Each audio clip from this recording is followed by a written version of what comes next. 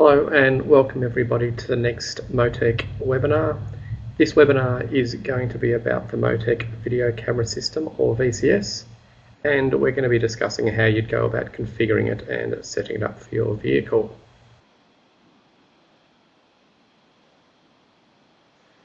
The topics we're going to go through today are: what are the features of the VCS, some installation tips so that you can get the most out of your VCS, how you connect to your VCS, and then how you connect an ADL or an ACL to your VCS.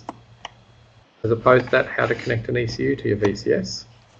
We're just going to go through the communication setup within the VCS itself. We're going to look at the start-stop parameters. I'm going to show you how to set up owners so that your names come in the file names. How to upgrade software versions, downloading videos, and finally show you how to watch videos. The most important bit, of course. As you probably may well know, MoTeC's been around since '87 and Australian owned, and all of our products are very motorsport focused, as is the VCS. It's not like many of the other camera systems, which are generic camera systems being designed for motorsport from the outset. These are the guys that you generally talk to here, either on the forums, email, or over the phone if you have any issues. And they'll be happy to talk to you about any VCS questions you have at a later stage. So the features of the VCS are that you can get different amounts of logging memory. It's from 4 to 16 gigabytes of memory. Yes, there's a 1 missing off the start of that. I'll have to fix that up. And it also has a new feature called loop recording, which is pretty unique to what we're doing. And that is that if it does run out of recording memory, it'll actually not stop recording video, it'll actually overwrite the oldest video. So whatever is the newest video is always going to be on the card at the expense of the older stuff. We do that because it allows you to make sure that if you have an incident, the video is always recording, because generally any accident or incident you might have is the last thing on the recording rather than the first. Generally, you'd like to try to have as much recording time as the race is that you're going to go in, so you don't have to worry about things like that. You should always remember when you download your video, which I'll show you later, to clear the card so that you don't end up running out of memory anyhow. You can have up to 2 cameras with the VCS, and they are shown as a picture-in-picture, and I'll show you how best to set them up at a later stage.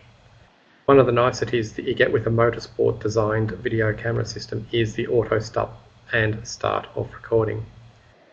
You don't have to get out and press the button on the little box to make it start, and there's no driver to forget to start it or forget to stop it. It will automatically start when it goes above some preset parameters, and it will automatically stop recording when you go below those parameters.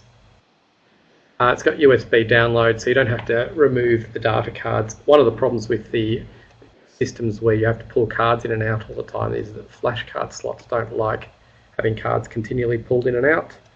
So we've made it so that you download via a lead rather than have the opportunity to bend the pins or damage the card slots by having to pull the cards in and out continually. And the other thing we do is burn directly to DVD -Rs only if you need to create a video to put on your television or show to friends or sponsors. Alright, so here's the installation tips for you if you're going to put a VCS into your vehicle. I recommend that you do use 2 camera systems with the VCS. It is a more expensive option than the single camera, but we have found some problems with running just single camera versions of any of the video cameras, in that if the brightness outside the car gets too high compared to the brightness inside the car, you can get either a washout of the colour on the inside of the car or on the outside of the car, depending on which way around the lens decides to focus. So we recommend that you have 2 cameras, one showing the outside and one showing the interior of the vehicle, which stops you having the problem with glare. So if you are going to have 2 cameras, it's best to put one completely to the front of the vehicle, where possible facing just outside but within the window of the vehicle. The reason for wanting it inside the cabin is it's very easy for a small stone or a piece of dirt to smash the lens on the camera. So you're better off for reliability to have them just inside a window rather than just outside. The other one is, of course, inside the car, pointing back generally towards the driver, so the steering and the driver's reactions can be seen. You also should make sure that you mount your VCS unit where it's easy to get the download plug. You have to get to it quite regularly to download your videos, so you want to be able to see and get to the download plug easily. The final thing, installation tip that I would think you need to keep in mind is that you should mount the cameras using a clamp around the body of the unit. Although the lenses have got screws into the back of them that would allow you to mount the lens, this creates like a tuning fork type effect on the camera. It can make the cameras vibrate quite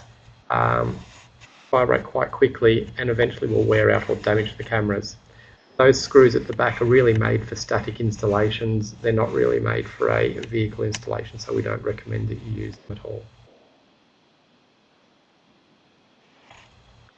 So one of the features of the VCS is that it's able to put gauges directly onto the video, so there's no post-processing. As you're recording your video, the gauges are going directly onto the recording, and as it's saved onto the flash card, it is actually saved with the gauges on it. But where does it get that information from? Well, unlike some of the GPS-based systems, we actually take direct information from either your data logger or from your ECU. So rather than an estimate of throttle position based on GPS and acceleration, we actually measure the throttle position, and we'll take the throttle position and turn that into a gauge, which makes this extremely useful for adjudication. And so that you know when that says full throttle or part throttle, that is actually what the driver is doing at a particular point in time. But to get this information, you have to hook your VCS up to your dash logger. So the VCS needs to be connected to a MoTeC dash logger. The way you do that is you wire the VCS up as you would any other CAN bus device. So you take the CAN high and CAN low wires from the VCS and you hook them up with a terminating resistor as required to the CAN high and CAN low on the dash. In the Dash Manager, all you need to do is go to the CAN setup, and within the CAN slots you can pick a transmit and a receive template. These are predefined, so you don't have to worry too much about it. You select transmit and select receive and just send it to your dash logger. That will automatically be sending the correct channels required for the gauges and for the start-stop parameters to the camera, and it will be receiving diagnostics from the camera such as percentage of memory used, temperature and battery voltage at the VCS. The percentage of memory used is really quite useful because when the car comes into pit lane, you can display on your dash how much logging memory is still available on your VCS, and you know whether you need to download it or not before the next race. Ensure that you have a CAN bus messages turned on if you do want to automatically sync your data and your video. In the bottom window, as you can see in front of you, there is an option under the tab CAN configuration and CAN bus messages. If you tick on that box, it will allow you to automatically synchronize your data and video together without you having to do anything. There's a second webinar today following this one that will explain how you go about configuring and making the CAN synchronization work, so we won't go into that in any more detail.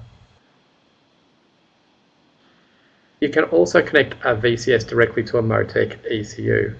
So M800 only, not the M4 and M48s, or M800, M400, M600 and M84. So the VCS can be connected by going into your communications and your custom data sets. From within there you can select custom data set 2, and if you add the channels we've listed in this screen, those channels will get sent across to the VCS. You do of course have to wire your ECU and your VCS on the CAN bus together as you would with the ADL. So you basically just click on the adjust menu, general setup, communications, then set up custom data sets, add in ground speed, engine RPM, gear, throttle position and brake pressure. Generally all those channels are available except for possibly the brake pressure. If you don't have brake pressure, you can put G-force longitudinal, which will work reasonably as an indication of brake pressure. If you don't have G-force longitudinal, you can just leave it blank and the brake bar will not actually work. You could even use a brake switch if you had to by putting a brake switch in there, but they're not as common necessarily in an ECU. Once you've got all that set up, you'll need to install VCS Manager. VCS Manager is available from the CD that is provided with the VCS when you buy it, or new versions are available, as with all MoTeC products, from our website.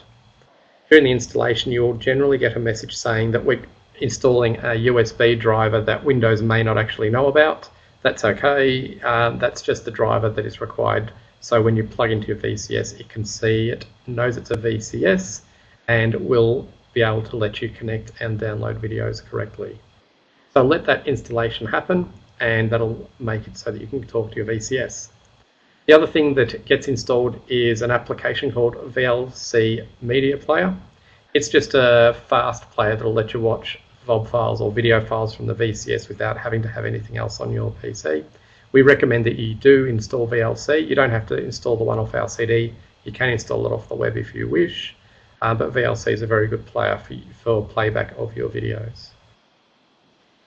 Now, when you are storing your videos, you can store them anywhere on your hard drive, and there's a selection available in VCS Manager that lets you choose where to put them. By default, it's C/MoTeC/videos, and that's not a bad starting point, although you can put them elsewhere. Down the bottom in the next screen, you can see where you can click to change the location of where the videos are downloaded.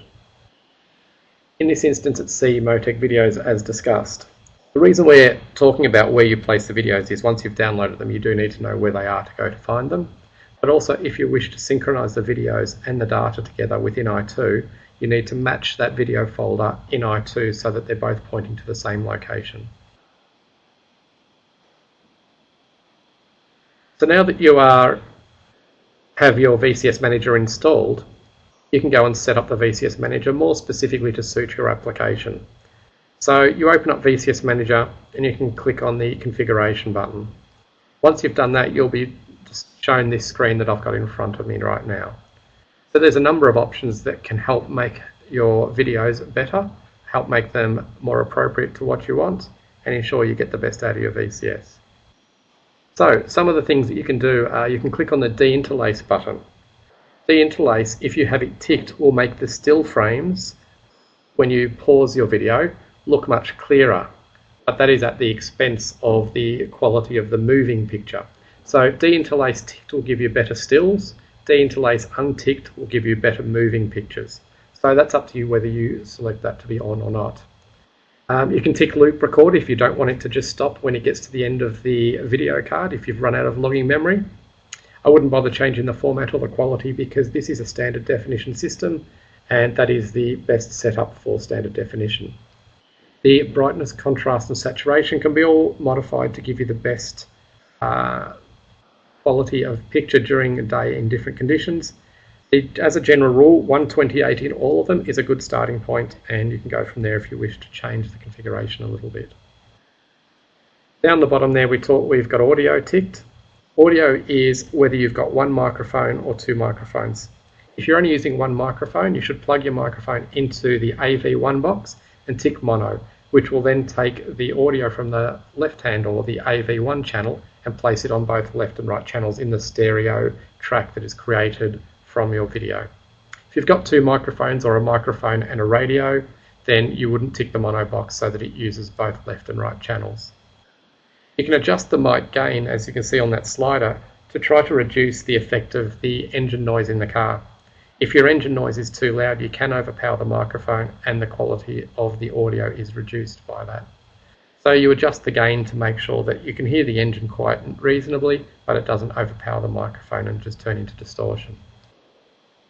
When we go into the middle part of the screen, you can actually see that you can set up gauges. The gauges can be either in the top or in the bottom or not at all on your screen. And you can choose from a large, medium and a small gauge set. These gauge sets just have different channels on them.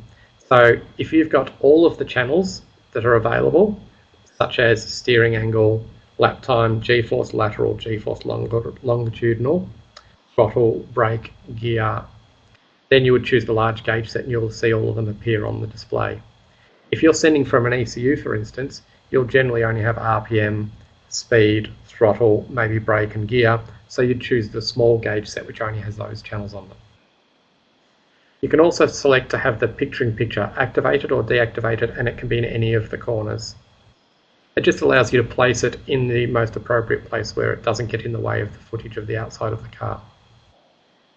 Often it's useful to have the gauges over the windscreen band at the top or over a small part of the bonnet at the bottom if they are extending into the footage from your camera. The CAN setup on the right hand side generally won't need to be adjusted, so I would just leave that with all of those options, which are the default options enabled there. Now the bit we haven't discussed yet is down the bottom. Down the bottom is a list of all the channels. Now this is, you don't have to set this up, it comes pre-configured like this. If you wish to change your settings, you can easily click the open button down the bottom, and when you click that open button, it will actually let you open up a whole configuration screen such as this with all of the items pre-configured for you. So you don't need to know too much about how that's all configured. But there is some stuff you do need to set up, which is your start-stop parameters if you want a special setup for start-stop. So, setting the start-stop parameters. The VCS can read in many channels from the CAN bus. So by double-clicking on any of the rows in the bottom section of the previous screen, it will bring up a window that looks like the Edit Sensor window on the bottom left corner. You can see from there it's got a name of engine RPM, it's got a conversion, a source, a resolution. You don't need to worry about any of that. That's been pre-configured to work with the template provided with the dash. What you do want to know about though is in the bottom right corner, Event 1 and Event 2. These events are the start and stop conditions for your camera. So in the RPM setup on the left hand side, you can see I've said Event 1 is going to start when the engine RPM channel, which is what we're looking at, is greater than 2000 RPM for 1 second. So that's going to mean as soon as you get RPM, it's going to start recording. Event 2 has nothing in it, so there's no way it isn't going to stop the camera for any reason. So even if you stall the car and you sit the car out on the track with the video still running, it will continue to record it until the vehicle has the power switched off to it. In the second of these windows, you can see how I've added in another option. So I've said speed is going to be above 40 kilometers an hour for 1 second in the Event 1, which is start. So we're going to start recording when the speed is above 40 k's an hour for a second. That'll stop it recording when you're in pit lane, stop it recording when you are driving around the pits, but it will start recording when you go out onto the track. As you can see, I've put a second stop event in there, so Event 2, which says stop when it equals, so that's when ground speed equals 0 for 20 seconds. So if you have a big spin on the track or a crash or something like that, it will continue to record for up to 20 seconds from the time that the car is shown as having 0 ground speed.